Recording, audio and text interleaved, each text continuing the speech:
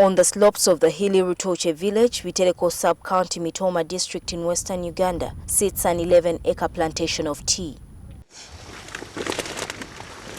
This plantation belongs to Asaf Muhwezi Bamsime, a former second-hand shoe vendor. I started as early as 1992 when I bought a small shambo of tea, which was about 2 acres. From there, the tea market was not so good, so I had to abandon it. In 1995, when government privatized tea companies to outgrowers, many farmers ventured into tea growing as a business. Bamsime used this opportunity to expand his then small farm. Tea is gold.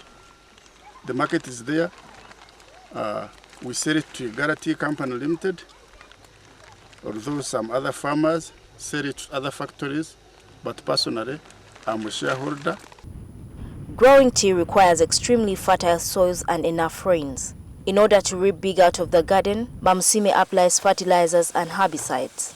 Yields are lowest during the dry seasons.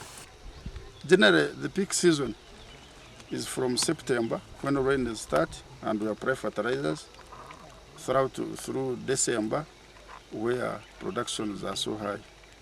Then we also apply fertilizers in March. Applying fertilizers equally needs a strong labor force, but currently this farm employs only 11. We should be plucking 4 times a month, so you end up plucking 3 times a month, which results in 2 row production. When not harvested regularly, the leaves overgrow and the fertilizers applied are wasted. At times we fear to put in so much fertilizers because there is a problem of laborers. 2, there is a problem of the cost, because fertilizers are at high cost.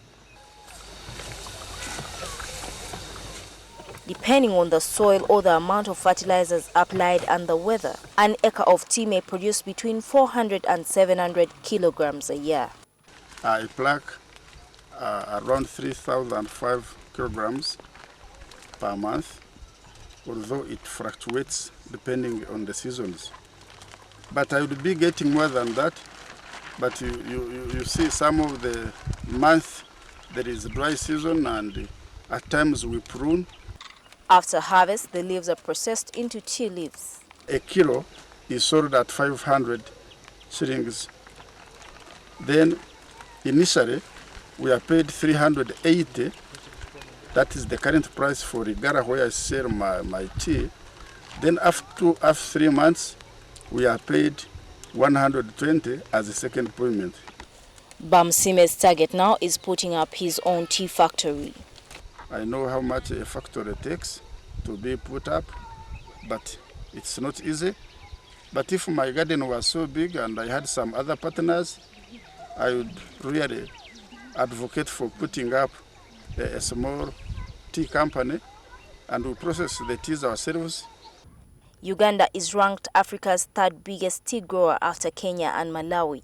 At the beginning of this year, the Tea Growers Association warned that production of tea may not go higher due to erratic weather and increased cost of fertilizers.